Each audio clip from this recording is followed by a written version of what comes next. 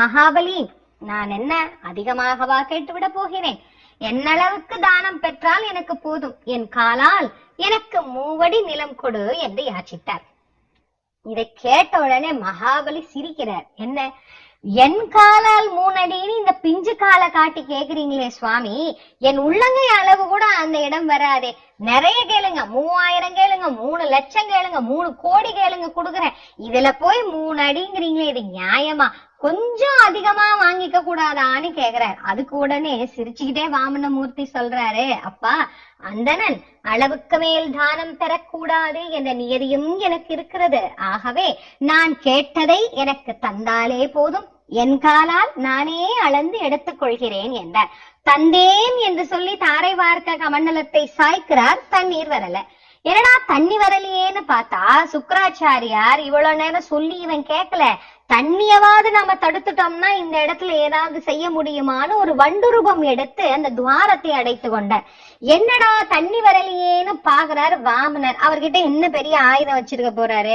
இருக்கிற தர்ப்ப புல்லை எடுத்து தண்ணி வராத அந்த துவாரத்துல அப்படி ஒரு குத்து குத்தினார். சுக்கராச்சாரியாருக்கு ஒரு கண்ணு போச்சு.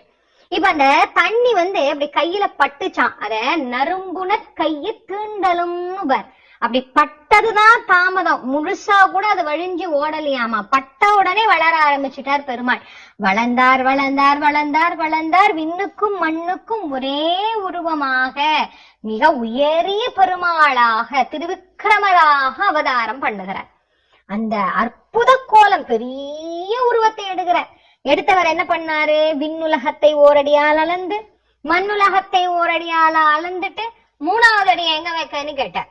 மகாபலி பார்த்தா இதுக்கு மேல இடம் எங்கேயும் கிடையாது, என் தலையில வைங்க சுவாமின்னார். அவர் அப்படியே தலையில வச்சு பாதாள உலகத்தில் அவரை அழுத்தி விட்டு சொன்னார், அப்பா நீ போய் இங்கு தவம் பண்ணு, நீ அடுத்த இந்திரனாக நிச்சயம் வருவாய், அதை தவத்தின் மூலமாக நீ அடைய வேண்டும், அந்த தவத்தை இங்கிருந்து மேற்கொள்னு சொல்லிட்டு உன்னுடைய மக்கள் எப்படி இருக்கிறார்கள் என்பதை நீ அறிய வேண்டும் அல்லவா? ஆகவே வருடத்திற்கு ஒரு முறை ஓணத்திருநாள் அன்று நீ வெளிப்பட்டு வந்து உன் மக்களினுடைய களிப்பான வாழ்க்கையை பார்த்துவிட்டு மீண்டும் உன்னுடைய தவத்தை தொடங்க பாதாள உலகத்திற்கு சென்று விடு அப்படின்னு ஒரு வரம் கொடுத்தார்.